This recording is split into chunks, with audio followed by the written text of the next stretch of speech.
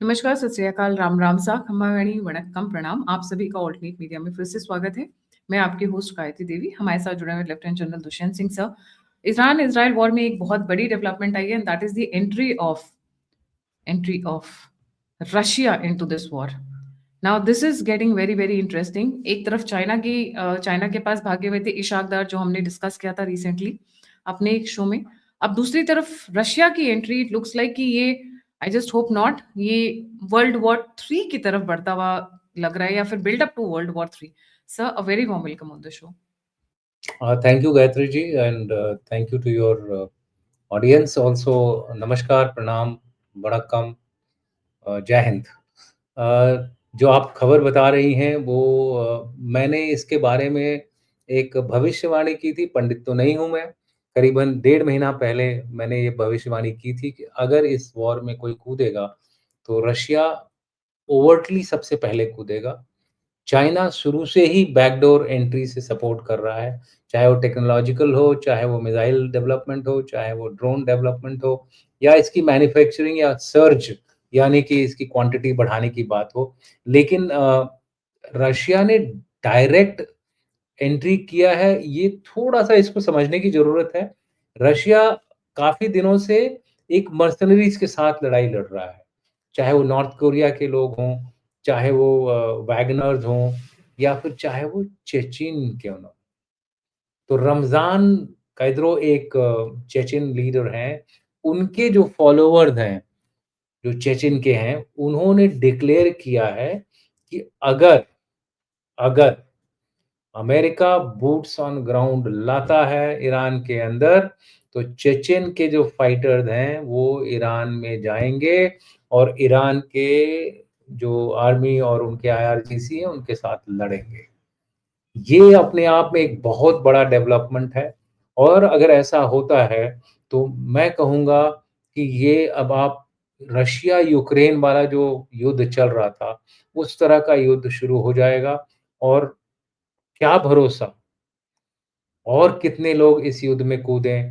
हो सकता है कि गल्फ के कुछ देश जो हैं वो अमेरिका के साथ जुड़ जाएँ, इज़राइल के साथ कुछ देश जुड़ जाएँ।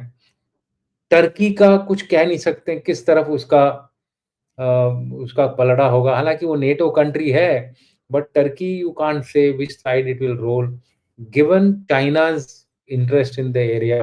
तो ये मुझे लगता है कि एक बहुत ही संकट वाली स्थिति है।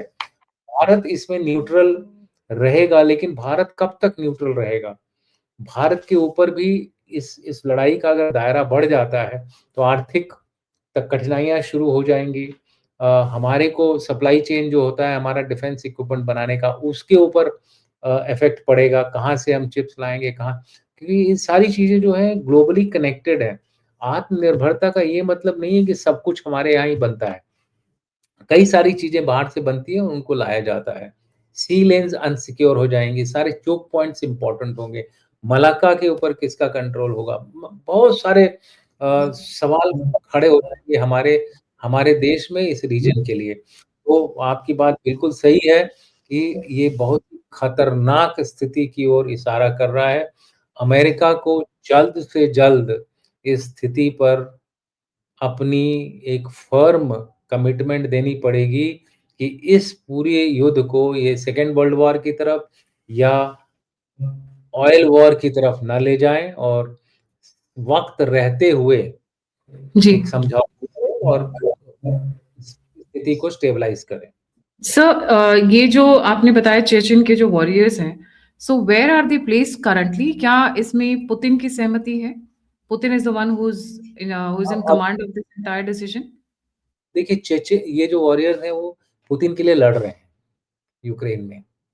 तो अब ओपनली पुतिन ने तो ये नहीं, ऐसा ऐसा कोई ऑफिशियल कम्युनिकेशन तो नहीं आया है कि पुतिन की इसमें सहमति है। लेकिन द फैक्ट कि इन लोगों ने अगर ऐसी स्टेटमेंट दी है, तो उसमें सच्चाई तो है। और एक बात बताऊँ, चेचेन्स हमेशा इंडिपेंडेंट रहे हैं। याद होगा यही चेचेन्स थे जो पुतिन के खिलाफ लड़े थे।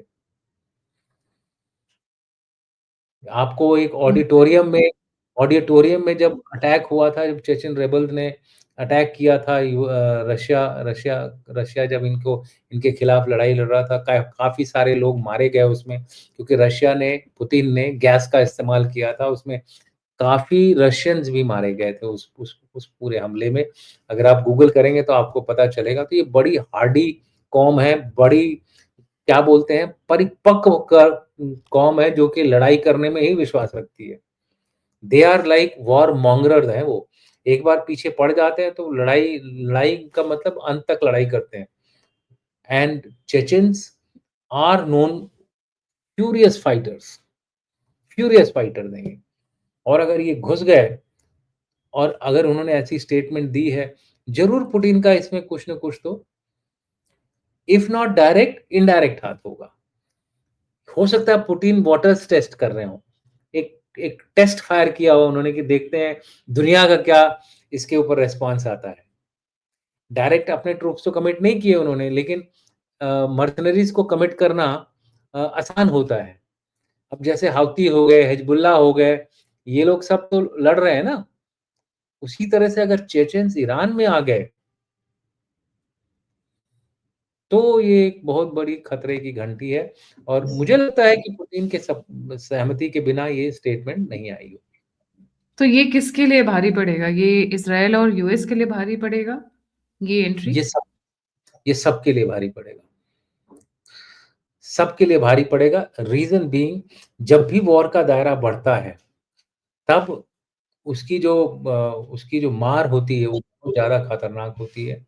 और अमेरिका भले ही ये सोचे कि उसके लैंड पर लड़ाई नहीं हो रही है, लेकिन ये जो टाइम मिलेगा 1940 40 और 45 का टाइम नहीं है ये।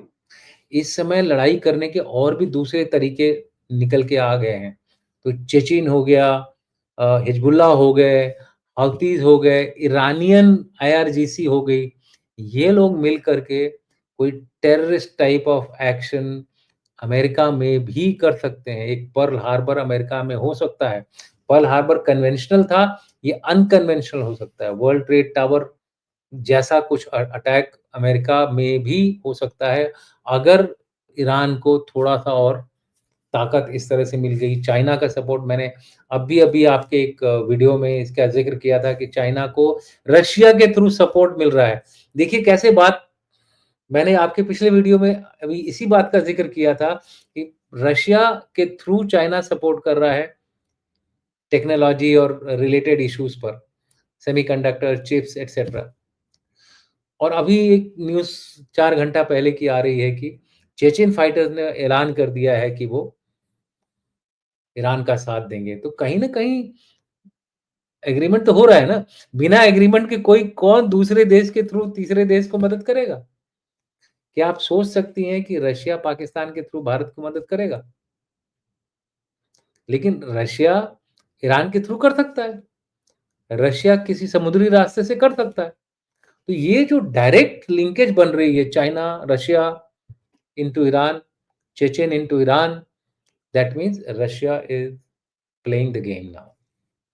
रशिया गेम में आ गया है और चाइना अभी खुल के नहीं आया है, लेकिन अगर बात बिगड़ी तो शायद वो भी खुल के आ जाए। लेकिन चाइना का यही एक है कि वो लड़ने से थोड़ा कतराता है, तो वो इनडायरेक्ट सपोर्ट में ही उनके रहेगा, उनके बस ये की मेरा नहीं है सर, उनके हाँ, बस ये की नहीं मेरा है।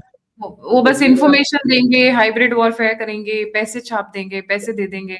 लोग कहते हैं dedollarisation like the US prints money, please go and ask the Chinese government, they also print money. दे उनका युआन भी बहुत फज्ड है सर, बहुत मैनिपुलेटेड वो है, बिल्कुल, करेंसी बिल्कुल, है। बिल्कुल, तो सर आप लेकिन पुतिन के बारे में ये आपको मानना पड़ेगा। अगर कोई बंदा इस पूरे दुनिया में पिछले 75 साल में अगर पैदा हुआ है, जो लड़ने से डरता नहीं है, वो पुतिन है। उसने हर टर्म में लड़ाई लड़ी है। जब-जब वो प्रेसिडेंट बना है, तब-तब उसने लड़ाई लड़ी है और खुलेआम लड़ाई लड़ी है और अपना मकसद पूरा किया है। कभी वो मकसद से पीछे नहीं हटा है। ही इज अ मतलब मैन ऑफ वर्ड्स एक्चुअली, जो बोलते हैं वो ही करता है इज़ बंदा। A man of dignity, action, he is a man of man of action. Action, not words. वो काम थप्पड़ पहले मारता है, बाद में बात करता है। So he is that kind of a person. So therefore, अगर इस तरह का कुछ हो रहा, I will take it very seriously, and I think we should all take it seriously. This gets serious. This really gets serious. Now यहाँ से situations are going out of control sir. अभी तक तो लग रहा था भारत की मीडिएशन से ये हो जाएगा, पर अगर रशिया एंट्री करता है तो भारत की मीडिएशन या चाइना की मीडिएशन कुछ भी काम नहीं आएगी, because then it's a spill over. किसी वो Again, रायता फैल, किसी के भी उससे नहीं होगा. again इसमें भी भारत ही एक है जो रशिया से बात कर सकता है. तो इस समय भारत की primacy, centre of gravity Bharat की तरफ बढ़ रही है, और भारत को एक अच्छे खिलाड़ी की तरह इसका इस्तेमाल करने की जरूरत to our own profit and advantages. सबसे पहले तो पाकिस्तान को निपटाना चाहिए और बांग्लादेश को. है. बिल्कुल. जी. तो टाइम है. why to lose the opportunity? A successful nation is one which locks every opportunity. क्यों जाने दें? क्या चाइना ने तिब्बत छोड़ा जब उन्हें मौका मिला? क्या पाकिस्तान ने मौका छोड़ा जब जब उन्हें जहां जहां कब्जा करने का मौका मिला? तो हम क्यों छोड़े? बिल्कुल. This is the time. This is the time. Ji, thank you so much sir for joining on such a short notice. जाने से पहले सभी viewers से request है, please don't forget to like, subscribe and share the alternate media. अगर आप मेरी मदद सहायता करना चाहते हैं तो आप दिए हुए नंबर और यूपीआई पे मुझे कंट्रीब्यूट कर सकते हैं. आप मुझसे जुड़ना चाहते हैं तो सभी लिंक्स डिस्क्रिप्शन बॉक्स में. इसी के साथ जय हिंद, जय श्री राम, हर हर महादेव. जय श्री राम, जय हिंद, जय भारत.